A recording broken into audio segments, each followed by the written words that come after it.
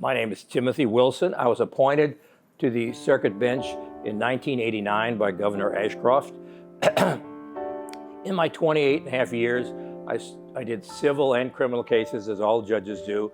And back in the 90s, we were doing numerous cases all over the place, occurring some in the city, many occurring other places. Since then, there's been reforms to limit the cases, especially in the civil area, to events that occurred in the city. I did equity, I did some family law, criminal law, medical malpractice, any type of civil case.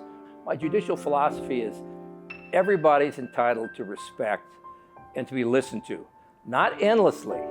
In other words, you kind of summarize what your position is, and you don't neglect anybody. You don't show favorites. You don't want to set people out of the courtroom saying, boy, he really sucked up to this guy and ignored this other gal. No, you listen to everybody. You say, what's your position? What's your position? What's your position? And you're polite to every component. The jurors are making sacrifices coming down there. They get paid a pittance for interrupting their lives. You've got underpaid clerks, underpaid sheriffs, underpaid other people.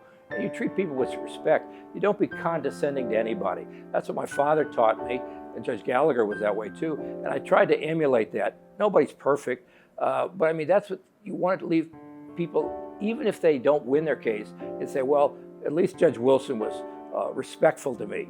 He was not disrespectful or condescending. That was my goal.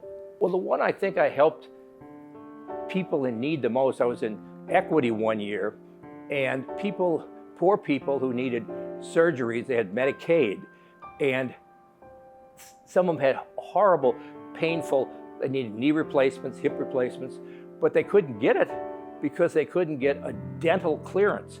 They had abscessed teeth, and an MD who was going to do the orthopedic replacement of the knee or the hip said, well, I'm not a dentist. She's got an abscessed tooth and it needs to be extracted. She needs antibiotics, but I'm not a dentist. I won't do it. Well, at the time, back in whenever, Medicaid didn't cover any dental stuff. And so I entered an order saying, as a prelude to a necessary orthopedic procedure, I'll order the state of Missouri to pay through Medicaid or whatever for this so the lady can have a knee or hip replacement.